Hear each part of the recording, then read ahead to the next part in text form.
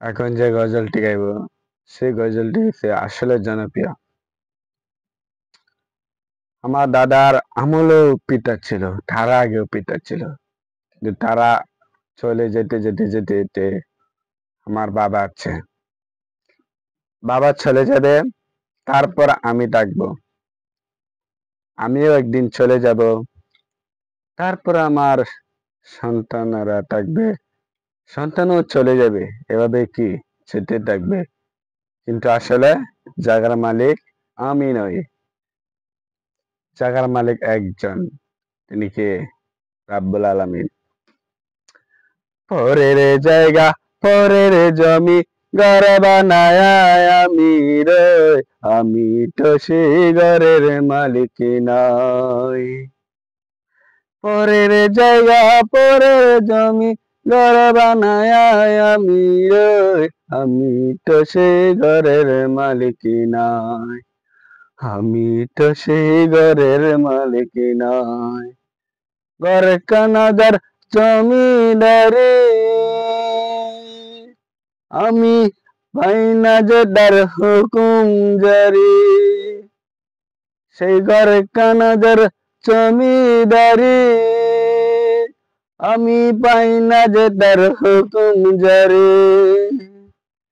পাই না জমিদারের দেখা, আমি পাই না জমিদারের দেখা, মনের দুঃখ কারে কই, আমি তো সেই ঘরের মালিক নই। পরের জায়গা, পরের জমি, ঘর বানায় আমি রই, আমি তো সেই ঘরের মালিক নই। পরের জায়গা, পরের জমি, ঘর বানায় আমি রই, আমি তো সেই ঘরের মালিক নই।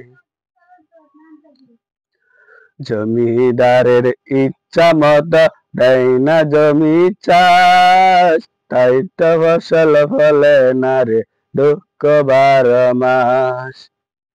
জমিদারের ইচ্ছা মতো দেয় না জমি চাষ, তাই তো ফসল ফলে না রে দুঃখ 12 মাস।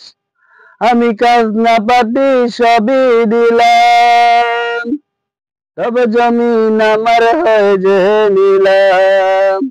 আমি চলি যে তার মন জুগায়া, চলি যে তার মন জুগায়া, ডাকিলাই মেলে না সই, আমি তো সেই ঘরের মালিক নই। পরের জায়গা, পরের জমিন, ঘর বানায় আমি রই, আমি তো সেই ঘরের মালিক নই, আমি তো সেই ঘরের মালিক নই। পরের জায়গা, পরের জমিন, ঘর বানায় আমি রই, আমি তো সেই ঘরের মালিক নই, আমি তো সেই ঘরের মালিক নই। আসসালামু আলাইকুম আ রহমতুল্লাহি আ বারাকাতুহু।